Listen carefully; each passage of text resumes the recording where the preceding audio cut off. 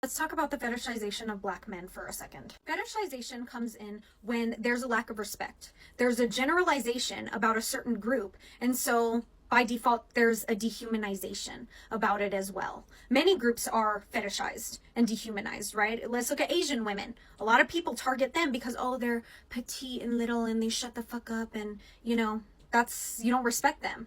You know what I mean? And then you kind of end up mistreating those who you fetishize, because then turns out they're human, right? And you're in a relationship with them now. They're human, they're being human, and there builds resentment for that, right? Same thing with Latina women. Oh, they're spicy, but, you know, they still take care of their men and blah, blah, blah, blah, blah.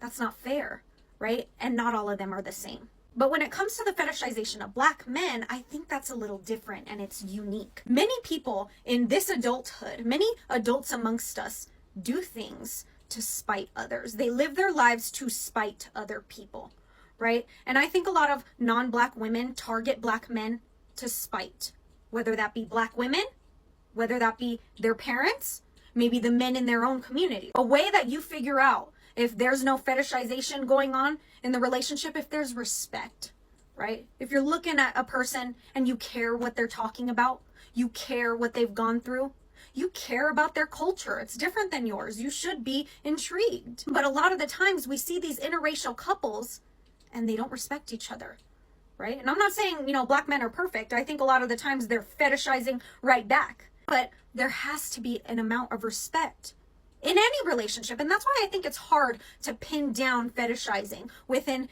our society, because a lot of people who are dating in general do not respect their partners. Y'all do not respect your partners. Some of you women hate men, yet you're still with men, right? And many men, same thing. They hate women. They don't like anything about women, but they're still with women. Y'all are using each other for sex. It's not okay. And that's why when y'all see certain behaviors on certain shows, you think it's normal. You think the behavior is normal. Instead of being able to sit there and say, hey, she's fetishizing this person. He's fetishizing those group of women, right? Oh, she doesn't respect him at all. She doesn't care about anything he has to say, right? Because she's dehumanized him. She's fetishized him. Do you get what I'm saying? For whatever reason, right? I'd argue that many non-Black women target Black men because they think, oh, well, this man hates Black women, and maybe I do too. I'm probably going to be treated way better. And that's just not the reality, right? And guess who suffers from this the most? The kids. The kids that come out of these situations.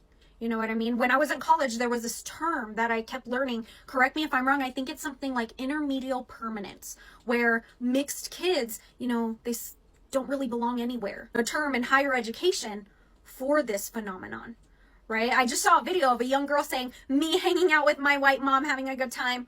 Her, when she's mad, calls me the N-word.